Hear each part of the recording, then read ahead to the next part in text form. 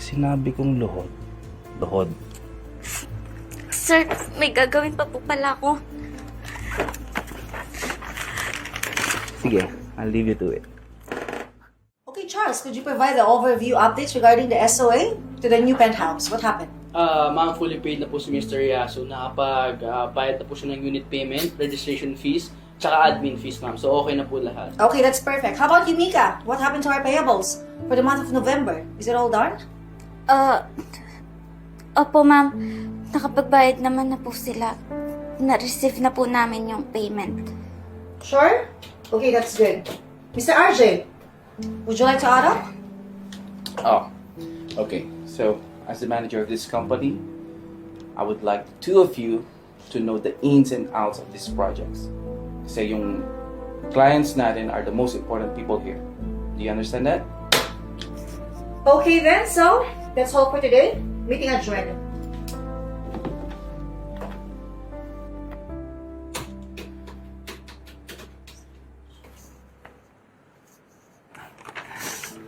I like you. Excuse me sir. Di ba ikaw yung bagong intern dito? Opo. So, in order to complete your requirements, you need my approval because you're under my supervision. In short, kailangan mong masatisfy ako para magkaroon ka ng approval. Tama? Ano po bang kailangan kong gawin sir para masatisfy po kayo? Mika. Ang gusto ko lang naman is sundin mo lahat ng papagawa ko sa'yo. Stricto pa naman ako pagdating sa trabaho. And I want everything to be perfect. I'll do my best po sir. Masipag naman po ako sa trabaho. In fact nga po, Alam mo, Mika, madaling maghanap ng masipag pagdating sa mga intern. Marami dyan. Ang gusto ko lang naman is sinabi kong luhod. Luhod. sir, may gagawin pa po pala ako. Sige, I'll leave you to it.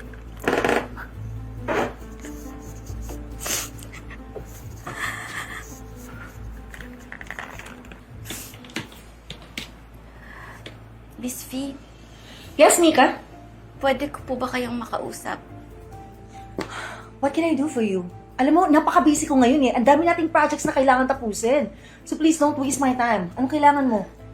Ma'am, I would like to file a complaint. Complaint? Complaint about what? Ma'am, I've been sexually harassed. Sexually harassed by whom? Ano ba pinagsasabi mo, Mika?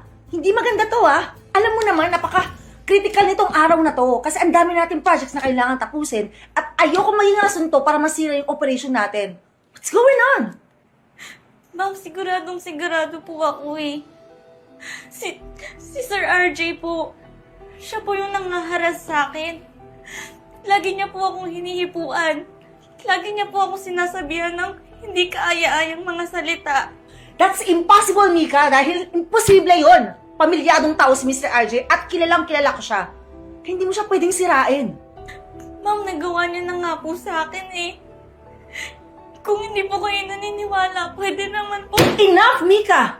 If you're just doing this para makuha yung internship mo, well, I'm sorry to say this, pero hindi ako naniniwala sa'yo. Alam mo kung bakit? Yes! Mr. RJ is my husband. Wala kang karapatan para magsabi ng mga ganyan. Yung asawa ko, napakabuting asawa niya and he's a very responsible father. Ngayon, kung sisiraan mo lang ang taong to, I'm telling you, right now, may palalagyan ka sa akin, Mika. Now get out! Wala akong oras sa'yo, Don't ever waste my time again. Hi, Mika! Kamusta ka? Ikaw pala yung bagong intern nila Mami and Daddy. Oo, bagong intern nila ako dito.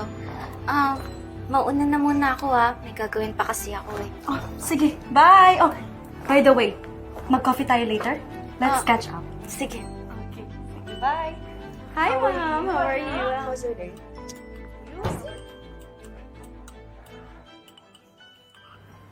Akala mo di ko malalaman na nagsumbong ka sa asawa ko, no? Alam mo, ayoko sa lahat. Yung sinusuway ako eh. Sir, please, huwag po. I'm very disappointed, Mika. I think I have to recheck your internship dito sa company namin. Sir, huwag po. Kailangan ko po tong internship na to. Baka po hindi ako makagraduate kapag nang wala pa to. Si willing na po akong sumunod sa mga gusto niyo po. Yun naman pala eh. So, sige, mag-overtime ka mamaya. I have to teach something to you. And alam ko na magugustuhan mo yun.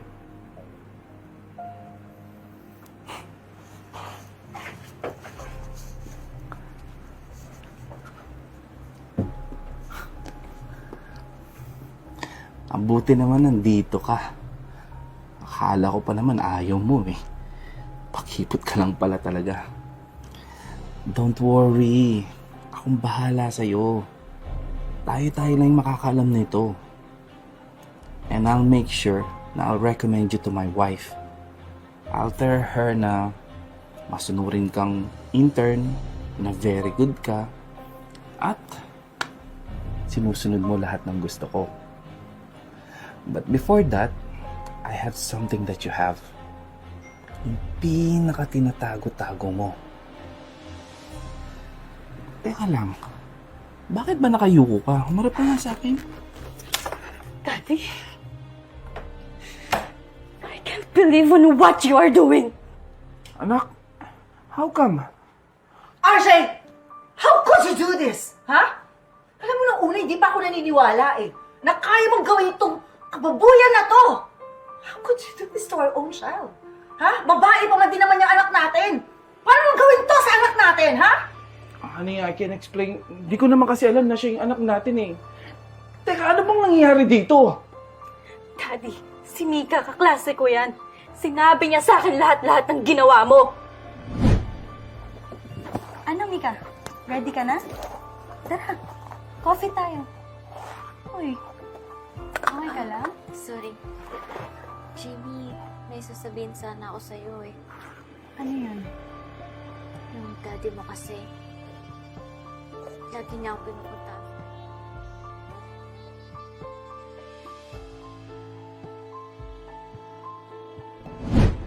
Baby, honey, I can explain this. Yang si Mika talaga yung nag-aya sa akin dito.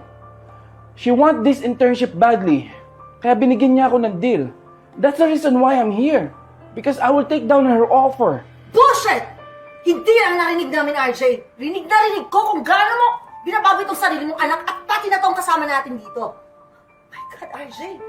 You don't deserve lahat ng meron tayo dito ngayon. I'm gonna take it away from you. You don't even deserve to be called as a father. Yung anak mo na yan, hindi niya deserve ang isang katulad mo. Now, get out of here o baka gusto mo, ipapulis pa kita.